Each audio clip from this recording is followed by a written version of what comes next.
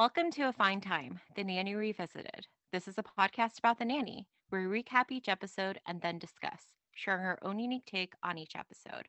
I'm Bernadette. And I'm Debbie. Today we're talking about episode 79, The Rosie Show. As usual, we'll start with a brief summary of the episode. After swiping Maggie and Brighton's tickets to the Rosie O'Donnell show, Fran takes an opportunity to provide some needed childcare advice to Rosie O'Donnell, who then invites her to do a weekly spot on childcare on her show. Fran accepts the job and is pleasantly surprised at how supportive Maxwell is of her newfound celebrity and success. From her spot on the Rosie O'Donnell show, Fran has become incredibly popular and far less accessible to the Sheffield family. Maxwell, afraid that he might lose Fran forever, takes inspiration from Yetta's bad dream to co-opt Fiddler on the Roof's dream sequence and Fran's booby Sophie, instead of asking her to just quit her new job. Maxwell's manufactured dream involves the dire warnings that if Fran continues on the Rosie show, the children will grow up wrong, Cece will get Max, and Fran will remain single all her life, forced to live with her mother. While initially it seems that Fran is the only member of her family not to buy into the booby Sophie mishigas, she later tells him that Yetta convinced her not to blow off the warning. As it turns out, however, Fran was actually fired from the Rosie O'Donnell show and was replaced by a retired couple from Florida doing cheapo restaurant reviews. Bernadette, do you want to add anything? No, you got it. Thank you. Would you like to take us to scene 1 then? Yes, so in scene 1, we're at the Rosie O'Donnell show, and it's Fran, Gracie, and Val. And they're in the audience, really into it, and turns out that in this particular show, they're actually I'm assuming they're cutting clips and meshing it up, but I'm not sure. But anyway, we get to see that Hugh Grant is the guest, and Rosie introduces him, from Four Weddings and a Funeral and Extreme Measures. Fran in the audience is gushing over Hugh Grant. He's to die for, his thick head of hair and adorable British accent. Meanwhile, she's stuck in the house all the time. Where is she going to meet a guy like this? Who knows? Yeah, I mean, it's not like Maxwell lives in his house. Right, exactly. It's not like he's British with a great head of hair. Mm-hmm. And so then we have an interruption. One of the assistant stagehands kind of goes up to Rosie while she's on air to let her know that her son is not going to sleep. And Fran kind of yells out, "Put on C-SPAN." The senators make each other fall asleep. And Rosie who said that? And then we see, Fran on the monitor. And she's kind of primping, and she makes a comment about how the camera adds 10 pounds to her hair as well, right? Mm-hmm. Yep. And she's happy about that. Yeah, so Rosie goes up to Fran where she is in the audience, and Fran pulls out a camera and takes a quick selfie, which of course back then wouldn't have been called a selfie. Correct. And she, tells Rosie, oh, there's a sale. I prefer glossy, but if you like matte. And Rosie kind of cuts her off. She's not Sally Jesse. She doesn't need to pretend to care. Right. And so Rosie then kind of asks, Fran, oh, so you have kids? And she's like, kids, all the diapers, the, schlepping around. And then no, she doesn't have kids. And then Rosie's like, well, what do? I'm a nanny. Exactly. Then Rosie gets word that Fran's trick worked. And then they make a joke how it worked so well that now the baby has a hooker in the crib because of the senators. And Rosie's kind of telling, Fran, hey, you're funny. I like your laugh. And Fran is just like, I've had a dream just like this, except my clothes were tighter, my hair was bigger, and you were Streisand. Precisely. And but Rosie basically asks Fran to meet her in the dressing room. That's what prompts Fran to say that she had a dream like that. And then it's back, to a commercial break or on the show. So that is the opening scene. Do you have anything you'd like to add to that? I don't. Okay, can you take us to the dressing room? Sure. So, Fran, Val, and Gracie go back to Rosie O'Donnell's dressing room, and Val's very nervous being there. She doesn't know what to do with herself. Well, Fran understands. She's like, I'm going to do what any real fan would do. I'm going to go through her stuff. And then she starts doing so. And she's like, oh, wow, she really does shop at Kmart. And well, that's basically, of course, as soon as Fran's rifling through her things, that's when Rosie comes in and she's like, oh, where's my favorite nanny? How's the professor? Oh, you're going through my stuff, aren't you? And Fran's like, me? Oh, no. This is hers, and hands the sweatshirt over to Gracie, which unfurls and it says the Rosie O'Donnell Show on it. And Fran's like, she went through your stuff. And so they talk a little bit about Fran's job, and she talks about how she loves the kids that she's the nanny for more than herself. And Rosie's like, yeah, well, where are the other two? And Fran's like, well, I swapped their tickets so Val and I could get in. Swipe. Yeah, swipe. Thank you. Mm-hmm. So anyway, so Rosie says to Fran something along the lines of, I was talking to the producer, and what do you think of doing a weekly spot on my show, about childcare? And Fran's like, oh my God, me? Like in front of millions of people? By the way, what's your male demographic? And needless to say, she doesn't get an answer to that question. But Rosie explains that she's perfect for TV because she's funny, she's beautiful, and she obviously adores children. And Fran's like, oh, well, I'm a nurturer by nature. At which point Gracie pipes in that she needs to go to the bathroom. And Fran's response is, Nanny's busy, honey. Cross your legs. Yep. Yeah. Would you like to take us to scene 3? Yes. So Fran and Gracie are kind of right before getting into the house, kind of that in-between spot. Mm-hmm. Fran's telling Gracie, let me tell your father about this. He doesn't understand that I can juggle multiple things. And then she's like, oh, wait, as if she had forgotten something. And she like goes towards the outermost door. And then she stops and she's like, oh, okay, no, your brother and sister didn't come. Right. And then Gracie's asking Fran, well, did you tell Val not to say anything? And she's like, Val, who would she tell? I'm her only friend. Well, they open the door. Congratulations. It's everybody. Correct. Family, Val. And obviously Val has told everybody else. And Fran's like, you guys all have to leave. This isn't my house. And Sylvia says, he's not home. And so Fran's like, oh, okay, photo op. And then she's telling everybody how, this opportunity with the Rosie, how happy. But at this time, Maxwell comes in through the front door. So when she sees him, she immediately goes into birthday to you. And everybody, says it too. But Maxwell's like, no, it's fine. Niles told me all about it. And Fran kind of turns to Niles and accuses him of being a Yenta. And he's like, I'm not a Yenta. I'm just sucking up so that he'll tell me about the thing. And so, yeah. And then Fran's talking to Maxwell and saying, she was nervous about him, what he would think about her having 2 jobs. And he's like, 2 jobs? What's the other one? Oh, here. Right. Yeah. And then Sylvia, of course, comes in, or like they walk towards Sylvia. Sylvia is eating like an hors d'oeuvre off of like a tray that I think Niles is holding. And Sylvia is saying, like, Fran was born to be a star. It's in her genes. I was almost a model. You know what stopped me? And again, she's like eating, and Fran kind of goes, what's in your genes? Jeans. Correct.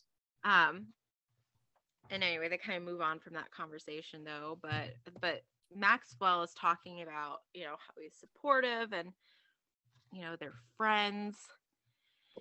And this is where I don't know how you counted all of this, because I still kind of counted this together, but I did too. Okay. So basically they start talking about the thing, Fran says, um, well, hold on. They go out of the living room, so they're in the hallway, right? Mm-hmm.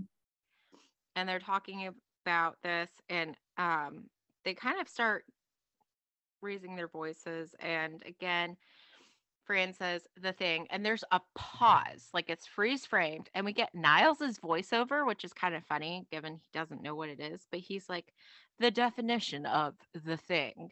And on the screen, we get as if it's a definite, like out of the dictionary, the thing, noun.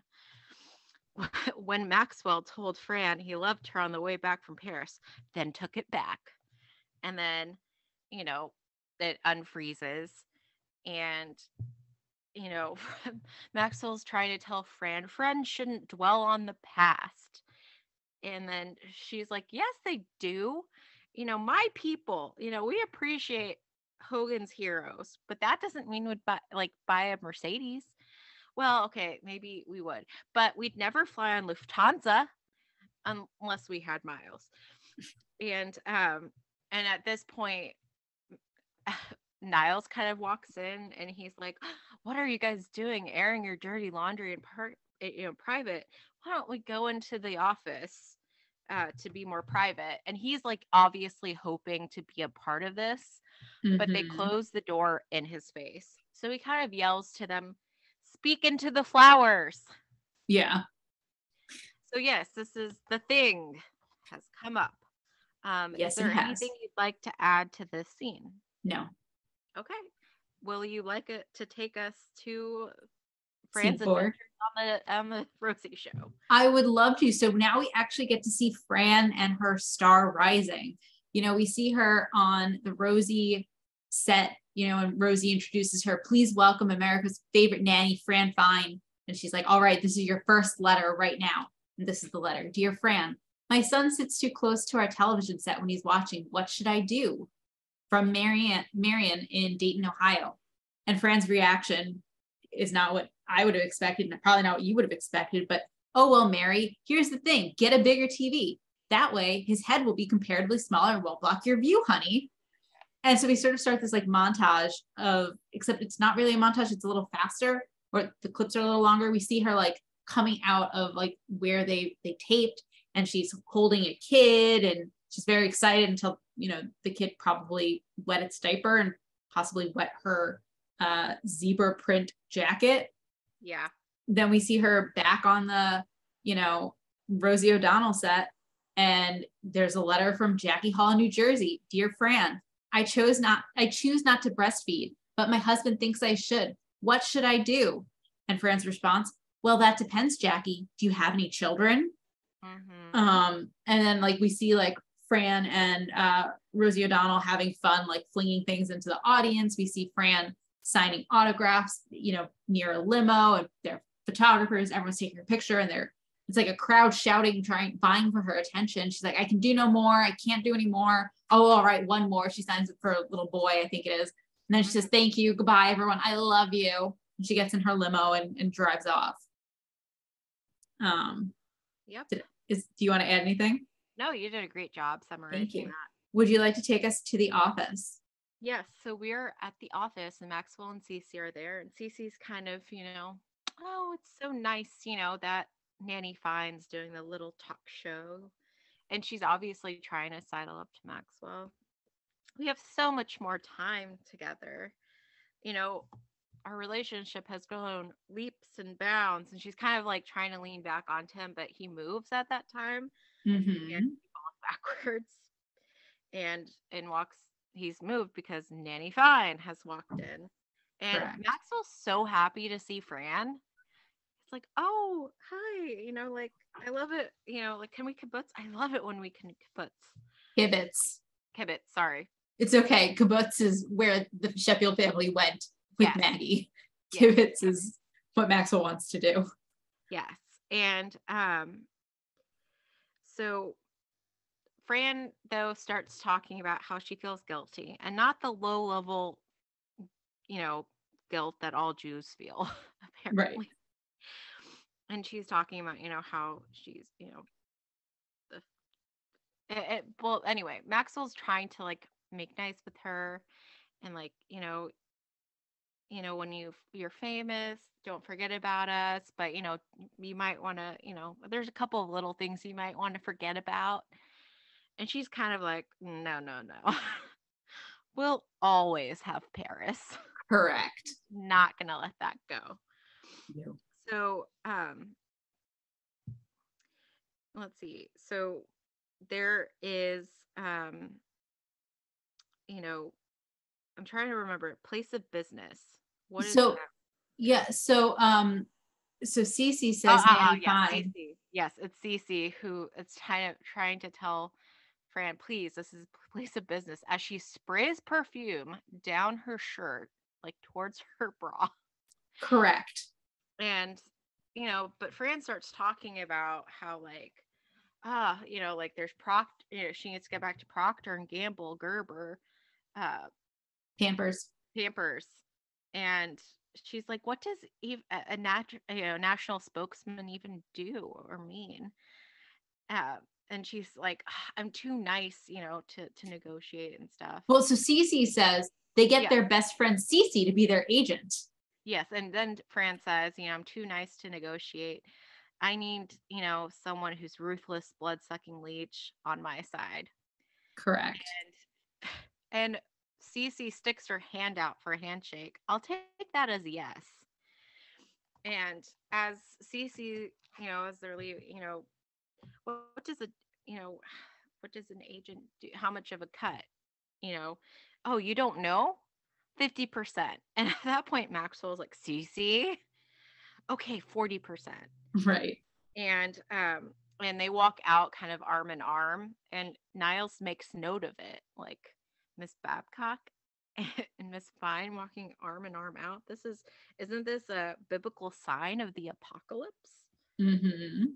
So yeah, so now Cece is apparently Fran's agent. Correct. Is there anything you'd like to add? No, but I'll take us into the living room where we see Cece acting as Fran's agent. Yes. So Fran and Cece are in the living room, and Gracie comes in holding a book saying, Fran, I thought you were going to read with me. And Cece stops her. Oh, little girl, if you can't read by now, start suing your school system. And then she's like holding a letter, and she's like, Annie, fine, listen to this. The children of St. Andrew's Orphanage would love to meet you. I'm sorry we can't afford your personal appearance fee. And Cece's like, yeah, right. I'm sorry too. Crumples the letter and chucks it. In comes Brighton through the front door. B, and Fran's like, B, what are you doing home so late? And he's like, well, I had detention. I thought someone was going to come down to my school, sit on my teacher's desk, cross their legs, and get me out of it. And, Fran is clearly starting to feel guilty, but Maggie jumps in. Oh, quit whining. Fran forgot to chaperone me on my date. You don't hear me complaining. And Fran looks at her and notices the hickey on her neck. A hickey, Maggie. Yeah, she's trying to cover up at that time. Right. Did you really think you were going to hide a hickey from me with a little pressed powder? You need oil-based concealer. And then she, like, all of this is like compiled in her head. She's like, oh, kids, I've been neglecting you. I'm so sorry. It's just because I've been so busy with Rosie. I'm forgetting everything. I don't even know how I get dressed in the morning. And she, like, her hands like rest kind of like on her hips, but closer towards her tush. And she's like, oh my God. And she thinks she hasn't worn underwear. And she's like, oh, it's a thong. Okay. Uh-huh. Which is also sort of like a very odd thing to say in front of the children you're paid to raise. Yes. Just saying. And so Maxwell comes in at that point, and he's just like, oh, kids, I hope now children, I hope you're not pestering Miss Fine. We've all got to be a little bit more supportive with her newfound celebrity. She's bound to be less accessible to us. Now run along, go on. And Fran's like, oh, Mr. Sheffield, I'm just as accessible as I always was. And the doorbell rings, and she's going to answer the door. I'm telling you, I'm just the same old schlub you met when I came here. And then we have a famous guest star, the former Orange in Chief, and she greets him, and she's going to introduce him to Maxwell, and she stops herself and says, oh, what am I talking about? All you handsome zillionaires all know each other. And, Maxwell sort of makes a point of like quietly in Bowick's ear saying, Maxwell Sheffield, how do you do? Uh-huh. And so Fran explains that the guest star, saw her on the Rosie Show and invited her to a party at Elaine's for Demi, who's on the cover of George, but I don't want to name drop. And the Foic leaves to go into the limo, and his cell phone rings. He answers, "Hello, I told you not to call me on this line again." Click. Another cell phone rings. He pulls that out of his pocket. "That's better," and walks out. Mm-hmm. And so that leaves Fran and Maxwell together in the room, in the living room, as she's getting ready to leave. And she says to him, "You know, Mr. Sheffield, a lot of men in your position would be threatened by me running with the movers and shakers and rubbing elbows and God knows what else, but not you. You're really happy for me. Now I know what you meant when you said you wanted us to be friends." And he's like, "Of course, I'm very happy for you." And they say goodbye. She leaves. And Maxwell says to Niles to fetch me a bottle of champagne. And Niles says, "Oh, to toast Miss Fine's success?" And Maxwell's like, "No, to shoot my eye out with the cork." Yep. Do you have anything you want to add? I do not. All right. Would you like to take us to scene 7? So Fran is once again kind of busy. She's going to go see with Uma and Udu to see Emma with Oprah. And there's also Kira, Courtney, and Keanu. Honestly, it was just a mouthful. Right. But they're going to a restaurant that she can't remember. She's so bad with names. Correct. And she's out the door. And Maxwell, once again, is just kind of like there. And Miles walks in. And Maxwell turns to Niles, you know, like, what if someone, you know, you feel very deeply for, you know, like you're afraid of losing them. Like, what would you do? "Oh, sir, I'm not going anywhere." "Not you, you blithering idiot." And at that time, the doorbell rings and Niles just stands there. And Maxwell goes, "Aren't you going to get the door?" "Oh, is that what that was? I didn't know because I'm such a blithering idiot." Mm-hmm. So anyway, he opens the door and Sylvia and Yetta come in, and they go up to Max. "Oh, thank God you're okay." And Yetta's like, "Give me a hug." And like Maxwell's taken aback. And as Yetta's still clutching on to Maxwell, she turns to Sylvia and says, "Make yourself scarce." Yeah. Why they're there, it turns out that Yetta had a dream in which Bobby Sophie appeared and told her that there was going to be a horrible, like Maxwell was going to be in a horrible accident. And it you know, we learn that they take these type of dreams with Bubby Sophie like very seriously. Mm-hmm. And Yetta tells us like specifically that basically Maxwell was going to come home. He was going to kiss like a perky brunette, but then he would have a terrible fall, you know, off of the ottoman. And Sylvia's like, "That's the opening for the Dick Van Dyke Show." Mm-hmm. But Yetta is just like very insistent about it. She's like, it was like very real. And she turns to Brighton, who's kind of like looking at himself in the hallway mirror. "Here's Richie." And then he leaves. And then so she finds herself in front of the mirror and she goes, "And there's Melly." Uh-huh. And that gets a huge laugh. Yeah. And so like, again, what we learn in this scene is that the Fine family takes these dreams very seriously, which is why Sylvia and Yetta were so concerned for Maxwell. Mm-hmm. And that's what Maxwell learns. So do you have anything to add to this scene, or would you like to take us to Maxwell's bedroom? I would love to take us to Maxwell's bedroom. Okay. So we're in Maxwell's bedroom and he is alone. And we hear Fran off screen saying goodnight to Niles and explaining that she's so full, she's eaten so much, that for breakfast tomorrow, she just wants 2 Belgian waffles. Well, that's the cue for Maxwell. He like rushes into bed and starts moaning. "Oh no, oh no." And he's moaning.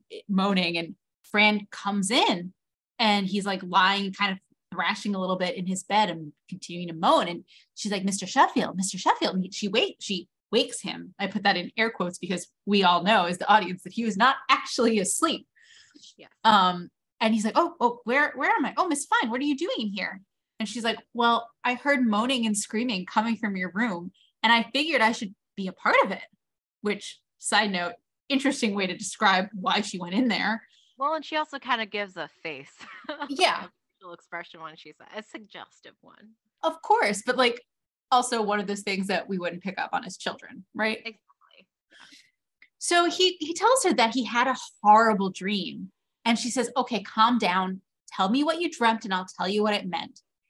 And so he starts telling her that, well, I was at a party, some sort of celebration for you. Do you know someone named Bubby Sophie? And Fran's like, my Bubby Sophie came to you in a dream? And he's like, oh, she was horrible, wretched. And Fran's like, they said she looked like me.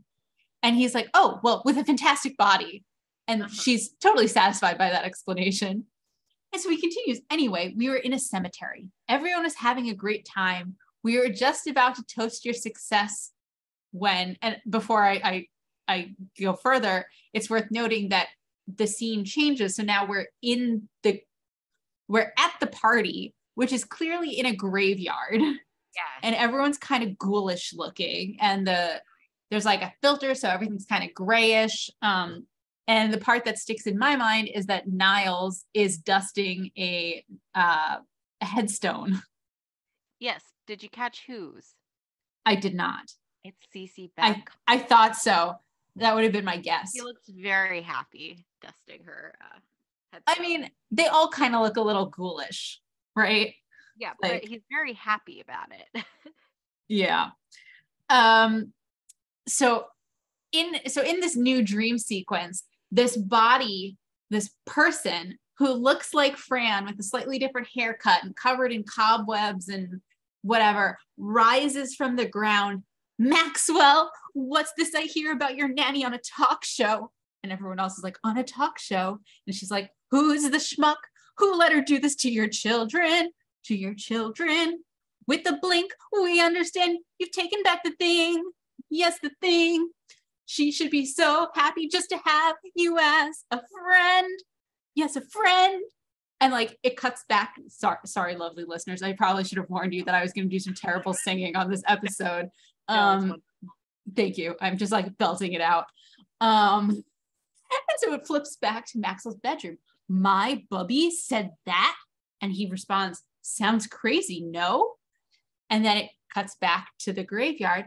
If your nanny stays on Rosie's show, the children will grow up wrong. No! Miss Babcock will get Max. And Cece rises from her grave. Woo! Fran will stay single all her life. That's Fran's fate if she stays on Rosie's show. And then we cut back to Maxwell's bedroom and Fran's like cuddling up to him and like stroking his face. And he's like, I'm sorry, Miss Fine, did I scare you? And she's like, oh yeah, I'm terrified. She like wraps his arm around her. And he's like, so what do you think this dream meant? And she's like, oh, well, it's obvious. Something horrible is going to happen to me unless I quit the Rosie show.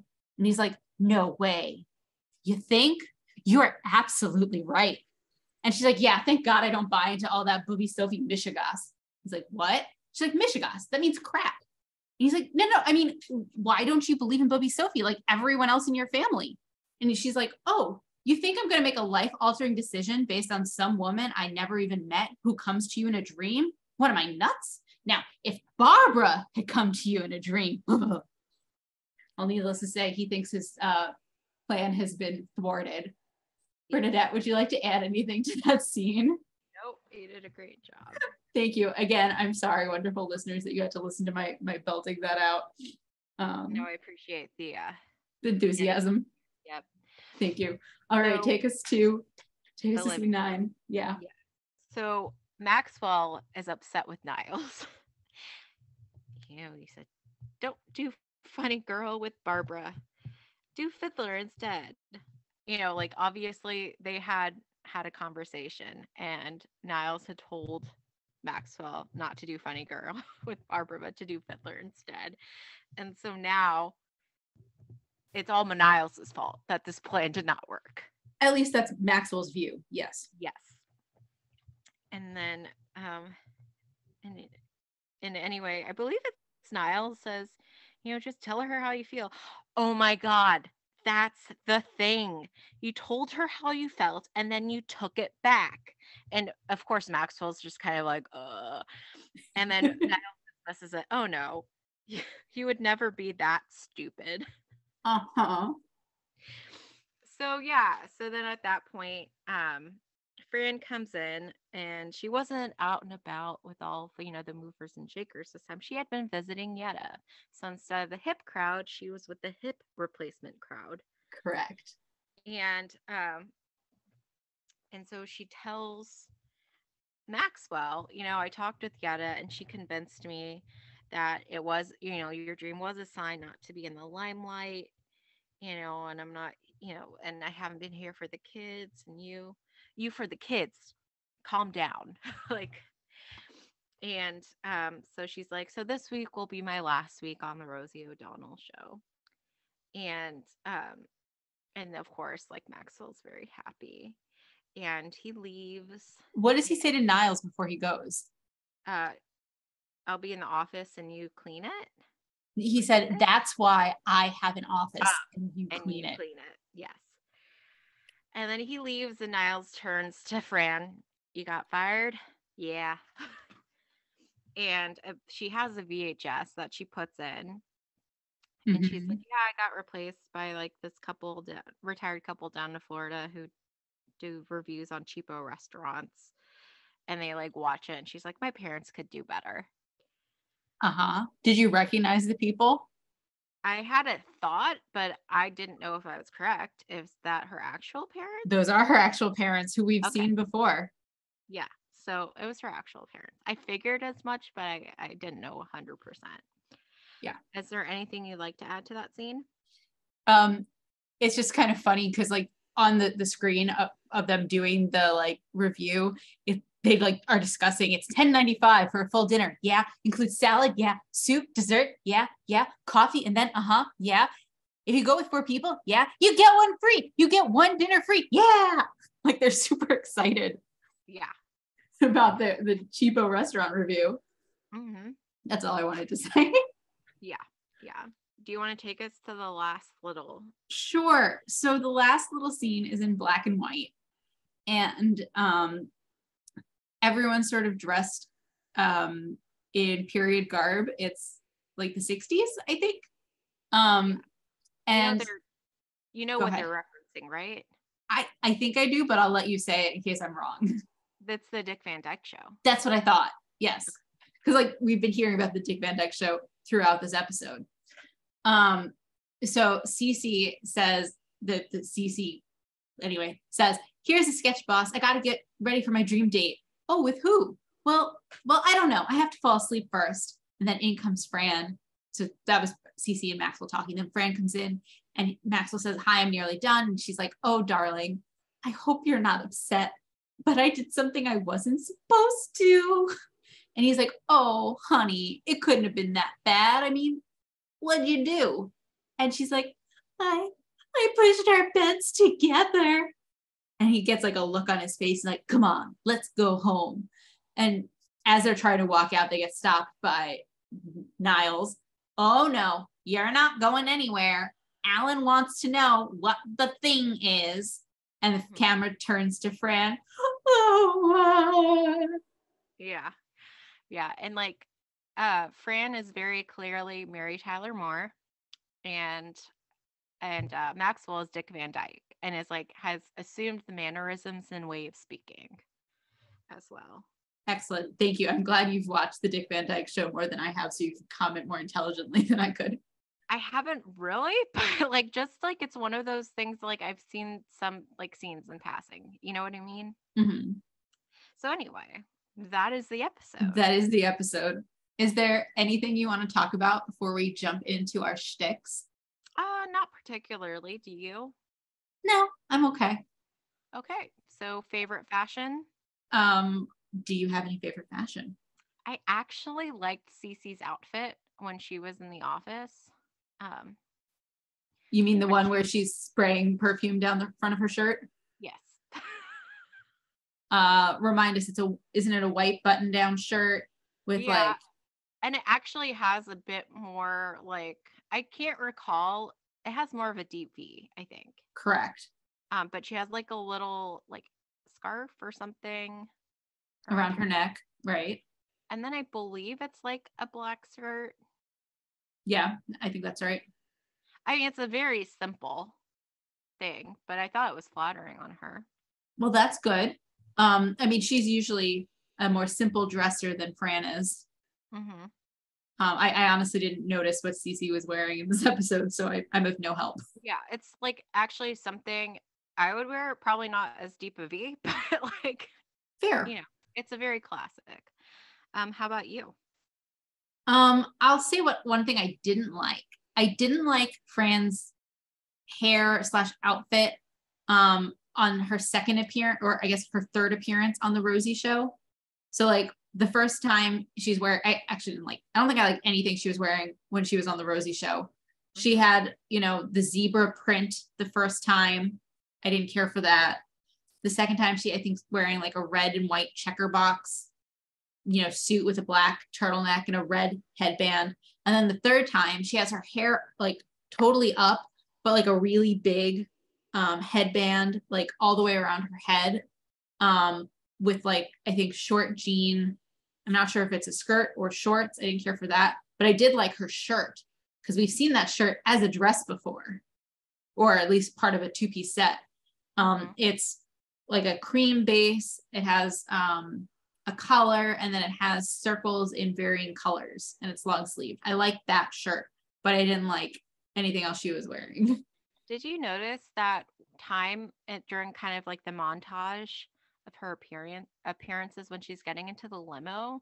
She has like a very short, like bob cut wig on. I did. I was going to ask you about that. That was just an interesting choice, I guess. Just very random. Like trying to, I guess, portray that she's more posh or whatever at this time. Well, so on her second appearance on the Rosie Show, when she's wearing the red and white checkers, she does have short hair, like a bob, as you put it, or a poofy. I don't know how to describe it, but like it also has like a something to make her head look longer, to make the hair higher. But she also has that when she appears. This is one of those times where her hair is just different. I didn't take it as her trying to look more posh. I just took it as she now has even more time and money to spend on her appearance. So she can do what she wants.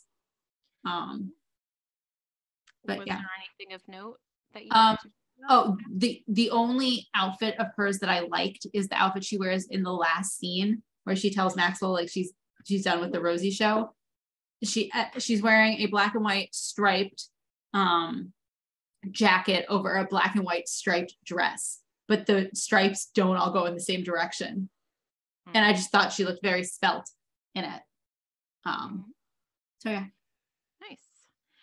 So then are we ready for notable New Yorkers? There are a lot this week. So yes. I mean, just straight off the bat, with Rosie the O'Donnell episode and the opening of the show, the Rosie O'Donnell show, and Rosie O'Donnell, who we have seen before as a cab driver. We did in the episode Who's Got the Pearls, where we also saw Elizabeth Taylor. Yep. But Rosie O'Donnell, for those who do not remember, is an American actress, author, comedian, television personality, and producer who is known for The Rosie O'Donnell Show, which aired from 1996 until 2002. That's according to our friends at Wikipedia. And then she mentions in that opening segment, as I said, 4 Weddings and a Funeral. That is a 1994 romantic comedy that followed the adventures of Charles and his friends through various life cycle events, according to our friends at Wikipedia. Extreme Measures. A 1996 movie about a young doctor who ends up confronting a colleague after learning about the colleague's work. That's according to our friends at imdb.com. Hugh Grant. A British actor known for being a vulnerable and charming leading man. And that's according to our friends at Wikipedia. C-SPAN. I actually didn't write C-SPAN down, but it is the network, the channel on which you can watch the proceedings of Congress. Yes. We have another reference to Sally Jesse. An American tabloid talk show host, according to our friends I at believe we Wikipedia. talked about her before, right? We saw her in season 1. Mm-hmm. She in the episode season 2, I think. I take that back. It was season 2 for the episode The Strike. That's season 2. She, Maxwell and Cece, who then was known as Miss Boobcock, were invited on her show after Norma's opening night. Maxwell had tried to drag Fran across a picket line. And so anyway, she ends up interviewing Fran and Maxwell, not so much Cece, who gets kicked off. But yeah. There is yet another reference to Barbara Streisand, and there's multiple in this episode. Correct. Rosie at the end of that segment refers to Chaka Khan. An actor, author, entrepreneur, philanthropist, songwriter, and activist who's known for her ability to sing in multiple genres, and that's according to her own webpage. Did you put Kmart on your list? I did. It's a retail. It's a box store, big box store, headquartered, I think, in Hoffman Estates, Illinois. That's according to our friends at Wikipedia. Oh, but I do want to mention that for 5 years, Rosie O'Donnell actually was the spokesperson for Kmart. Mm-hmm. And they ended their relationship because of Rosie O'Donnell's gun control advocacy. And that's according to our friends at sunsentinel.com. Misery. A 1990 psychological thriller centering on an obsessive fan who forces an author who they kept captive to rewrite his book series' finale. That's according to our friends at Wikipedia. And Rosie O'Donnell was not the actress, Val. Yeah. I believe that was Kathy Bates. So wrong. I was going to say, I'm just going to choose to believe you instead of checking you. But I can check us real quick. Oh, yeah. It's like, watch me also make a fool of myself.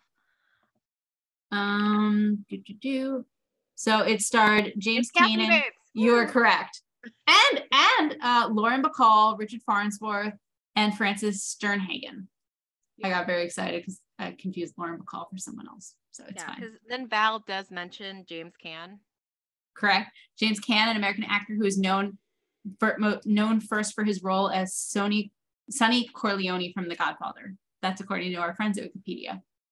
Mm-hmm. But was in Misery. Yes.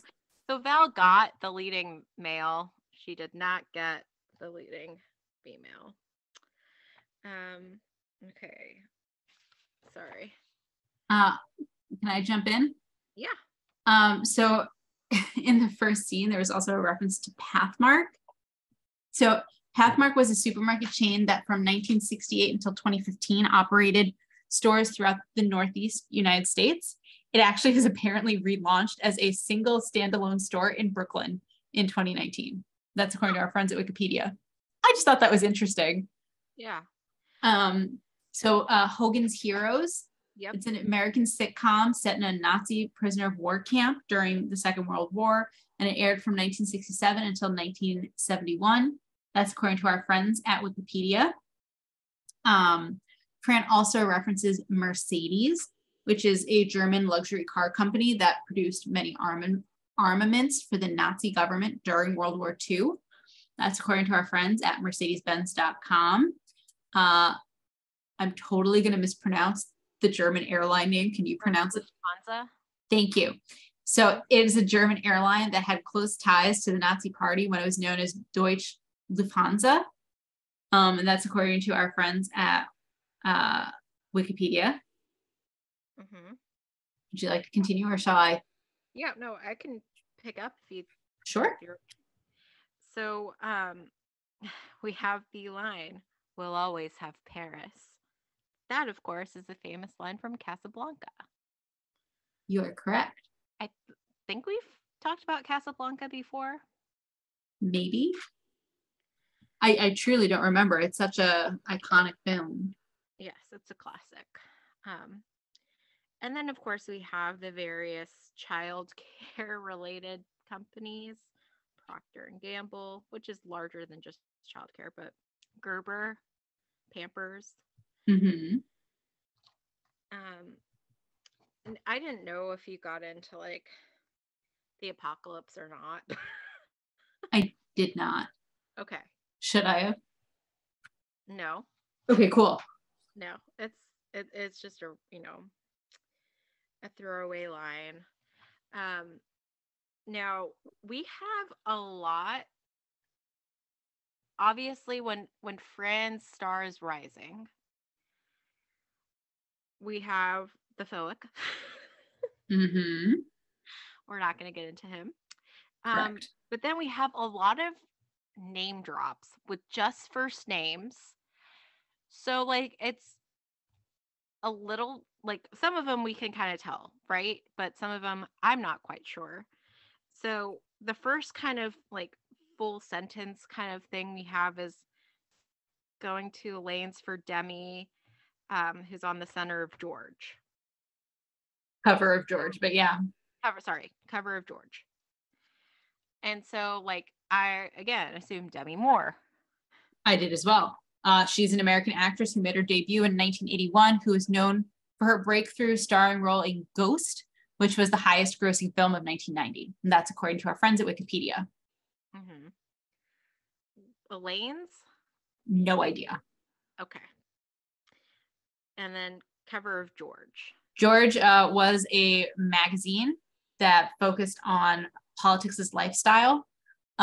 Its tagline was not just politics as usual. It was in print from 1995 until 2001, and that's according to our friends at Wikipedia. Okay. The next kind of like multi-name drop again is like going with Uma and Udo to see Emma with Oprah. And then there's also Kira, Courtney, and Keanu.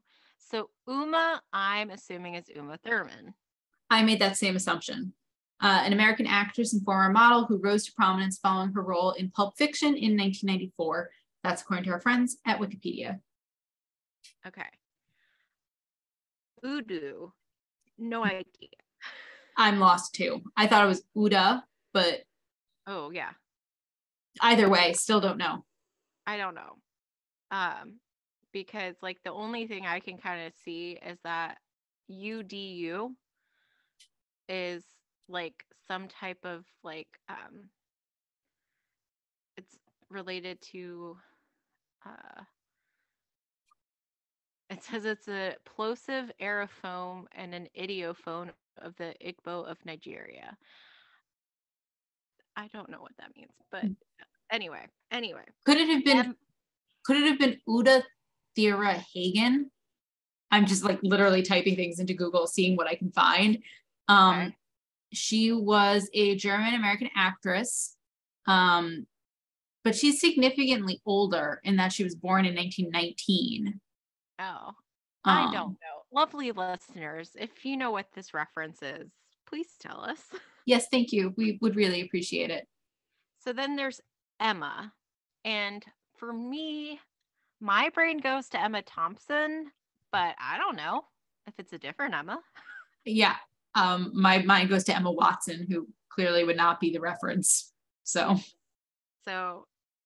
again, lovely listeners, if you know, let us know. Yeah. Oprah, that's pretty clear cut. Yeah. We've talked about Oprah before. Mm-hmm. She's an American, how do I put this, talk show host, actress, author, philanthropist, and television producer who I think most people know by name. Yes. So Kira. Now, I think my best guess is Kira Sedgwick, who is married to Kevin Bacon and is an actress, but I don't know if that's who is being referenced. Similarly, with Courtney, there's a lot of different Courtney options. Courtney Cox, Courtney Love, like, I don't know. I don't know either. And then Keanu. I'm assuming it's a Keanu Reeves. He is a Canadian actor, according to our friends at Wikipedia. So yes, lovely listeners, if you have more insight into all of these references, feel free to contact us and let us know. Please and thank you. Mm-hmm. Um, so uh, there's the whole Dick Van Dyke reference, like that's picked up throughout the episode. Correct. The Dick Van Dyke Show was an American sitcom that aired on CBS from 1961 until 1966, which starred people such as Dick Van Dyke and Mary Tyler Moore. Most notably for the nanny, Millie, the neighbor, was played by Anne Morgan Gilbert, who plays Grandma Yetta on the nanny. Hilarious. And then we'll save the dream sequence, but there's also another reference to Funny Girl, a film and Broadway show about Fanny Brice and her relationship with Nikki Arnstein. That's according to our friends at Wikipedia. And then you also let us know already that there's cameos by Fran's actual parents. Yep. Sylvia and Morty Drescher. So, do you have any other references? I do not. I think we were very comprehensive. There was a lot. There was a lot. And a lot of uncertainty. Correct. Okay. So shall we go to Yishkop? There's a lot here too. So I'm going to start with the easy one. Yenta. That's a word we've heard multiple times. It's a nosy busybody. Kibitz means to talk. Booby means grandma. Mishigas, Fran defines it as crap. I would define it more as like craziness, nonsense. And now let's get to the more, schmuck. They use the term schmuck. That's a vulgar Yiddish term for penis, which is really more often used to mean a stupid or foolish or obnoxious or even detestable person. That's according to our... Yeah, sorry. She used schlepped as well. Oh, she did use schlepp. You're right.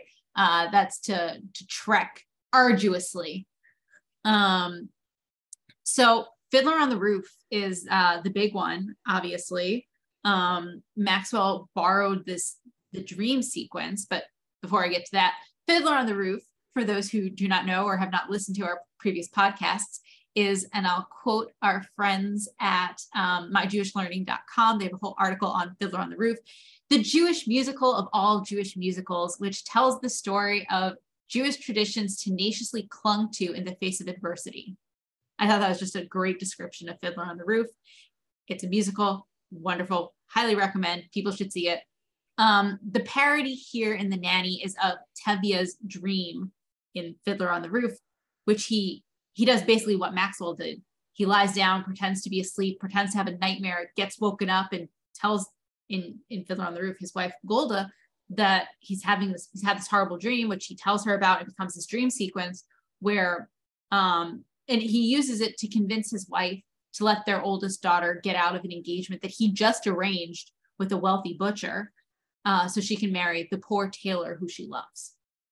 And in the dream sequence, it's the butcher's deceased wife who's coming back and threatening horrible things for their daughter if she marries Laser Wolf, the butcher. And it's also, just as a side note, it's kind of funny because on The Nanny, where Maxwell says, sounds crazy. No, that's exactly the line from Fiddler as well. So we have just two other things I want to note. Jewish dreams. So according also to our friends at myjewishlearning.com, it's worth noting that the Bible does express some belief that dreams are able to contain revelations from on high, or what to expect. And then actually the Talmud has a lot about like the ambiguity of dreams and how to interpret dreams and things like that. So it's worth reading if you're interested in that. And then finally, the last thing I want to mention is the Jewish guilt that Fran references. And so there are a couple different takes on that. I think that it's a very popular trope in pop culture to talk about Jewish guilt, or I think even Catholic guilt, and how they might be different. But according to our friends at myjewishlearning.com, they have a whole thing about how Judaism teaches that when we harm people or harm others, due to our yetzer hara, which is, a bad or evil impulse, we need to take responsibility for that and acknowledge that we hurt them and commit ourselves to not repeating that mistake, and also to ask for forgiveness. And if we don't actually truly repent, if we don't engage in teshuvah, which technically means to return, and forgiveness, we then remain guilty. But I did, in doing some research for today's show, I did come across a piece by Joshua Halberstam from The Forward, where he makes the argument that the Jewish guilt trope is, and I quote, pernicious nonsense, and it instead reflects an ongoing, and I quote, bleeding of serious Judaism into kitsch Judaism, and that there's no credible empirical evidence that Jews feel more unwarranted guilt than anybody else. And his explanation is that guilt is actually an institutionalized and ritualized part of daily prayer and part of our religious practice and language. But even though that's true, it's never a personalized, individual guilt. So like at Yom Kippur, we say prayers and we're talking about how we have sinned. And it's always done, in his argument, and he's right, it's always that we have done wrong. Not I have done wrong, but we, the community, we have all done wrong. So I thought that was worth noting. Yeah, I think that's everything. Did I miss anything? I don't think so. Awesome. Thank you. So 90s nostalgia. We actually had a couple. We did. Again, right off the bat, Fran likes to pull out her handy dandy camera and talk about the different ways she can develop it, glossy or matte. Correct. And then again, at the very end, we see the VHS. Mm-hmm. I'll let you have some. The old cars. Yeah. Including the old limo.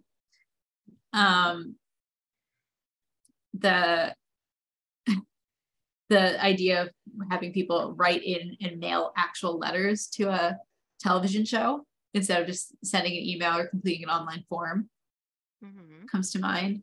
Complaining that my kid sits too close to the TV. I feel like a lot of people now stream things on their phones or iPads or other smaller handheld technologies. Kids these days are very tech savvy. Yeah. Do you have anything else? So just again, the cell phones we saw. Thicker brick, obviously not smartphone type of thing. And then I feel like, well, this might not, but you know how Sylvia and Yetta rush over to see Maxwell, whereas like they could have FaceTimed him, these days. Or heck, just texted him, been like, "Are you alive?" Yeah, I mean, they could have just called as well, but True. they did. True. So, yeah, and then I like are talk shows still as big these days? I don't know. I mean, I know some still exist. Yeah, well, I know, like, for instance, there's a bit of a downfall with Ellen, given how things went down when the pandemic started. And I think she's, like, ended it. Because obviously we still have late night talk shows. Like, I'm just trying to think, like, do we have? Isn't The View still on? Probably. And the talk and all that. I'm just not plugged into all of that. Oh, me neither. Lovely listeners, tell us your read on whether daytime talk shows are still a big thing. Yeah, but I also feel like these days too, like having segments, like for instance, of her being like replaced by two retirees down in Florida rating like cheap places to eat. Like that would be more of like a YouTube thing, or like, you know what I mean? Yeah, it would be standalone, not like, yeah. Yep. Okay. The only other thing that occurs to me is the constant references to the Dick Van Dyke Show feel a little dated, because I feel like if like a younger generation, even a lot of them, like I know what they're referencing because I've seen this show before, so I know. but like if someone was watching this for the first time, they might have no idea. Yeah. Yep. Okay. So we can actually go to our new shtick, ATT, after the thing. Correct. When we count how many times Fran is reminding Maxwell about the thing. And for simplicity's sake, we're not going to count every single time she says it, but rather how many episodes she references it. And clearly this is one of them. We even got a dictionary like entry. Correct. So we previously had 2 and we add today. So now we have 3 out of 4. Correct. 3 out of 4. So yeah. Now future fun. All right. So I always have some future fun for us. So I want to point out that Ann Gilbert, again, who plays Grandma Yetta, she actually appears in 56 episodes of The Nanny throughout the entire series. So we've got plenty more fun with her to go. Next week, we're going to see Aunt Frida again. So that'll be exciting. And then the week after that, we get to meet Maxwell's father. And he brings someone very special with him. And then 2 weeks after that, we get to see Maxwell's brother, who comes to New York and, shall we say, rekindles his acquaintanceship with Fran. We've got a lot of fun coming up. Other things to look forward to. For those of you who have forgotten, Danny Imperiali, Fran's almost ex-fiance, he's going to die later this season. So that'll, I won't say be fun, but it does prompt some difficult discussions, shall we say, between Fran and Maxwell. He just happens to die at the time that Maxwell's grandmother Eloise is visiting. So, well, and kid. They just had a kid last season, didn't they? They did. We don't actually Bigelow? with Heather Biblow, yeah. We do see Heather. I don't think we see the kid. And actually, on the note of Heather, towards the end of the season, we actually have an episode titled "The Heather Biblow Story." So we've got a lot of fun to look forward to later this season and beyond. All right. I think it's then time to rate the episode. For our lovely listeners, as a reminder, we rate each episode from 1 to 5 lipsticks, with 1 being the worst, 5 being the most. But of course, we reserve the right to change any ratings because how do you put it? The rules are all made up. Yeah, everything's made up and the points don't matter. Thank you. Fine is it anyway? All right. Is it my turn or your turn? Yep, you get to go first this week. Okay. Well, I enjoyed this episode more than the last couple. This also is, again, this isn't really an episode I go out of my way to rewatch. Particularly considering some of the challenging references. But I do enjoy the fiddler discussion and the parody and just all the effort they went through to do the dream sequence. I did really enjoy that. So I think all in all, I'm giving this one a 4. How about you? So it felt a little disjoint. I don't know how to describe it. The whole like part where it's the Rosie show, like, you know, we have the montage and then I don't know. I honestly am having difficulty. I also like feel like this would have been maybe a better episode 2. Because there's like a whole episode where there wasn't even mentioned the thing. Right. I think that was last week. Yeah, like I don't. You think this would? So I your comment that you think this would have been better as episode 2 of season 4. I think you're right. Yeah, just like, because the emphasis on the thing and like all the kind of stuff and yeah, so. Right, and the references to like him commenting like that he wanted to be friends. Yes. Yeah. No, I agree with you. Okay, thanks. You're welcome. I agree. I enjoyed this a bit more, just in terms of, I agree, like it was very unexpected to see them start singing. There. And again, Oh, for wow. listeners, I'm sorry. But I love a good musical. I love a good, but again, like overall, compared to some of the previous episodes we had, especially like last season and stuff, it's still not quite there. So I'm going to give it a 3.5. I mean, to your point that it's not as good as some of the episodes we saw last season, I agree entirely. And, just looking at how you and I have rated these episodes in season 4, like it makes me think that season 3, like when I think about the Nanny, I always say that season 3 is my favorite. And I'm curious to see if as we continue the season, if I'm proven wrong, but I don't think so. Just like how we've started the season. So yeah, so we shall see. Exactly. Is there anything else you want to talk about? I don't think so. How about you? I don't think so. So, all right then. That's all we have for you today. We hope you had a fine time with us as we revisited The Nanny. Join us next week when we'll be discussing episode 80, Frida Need a Man.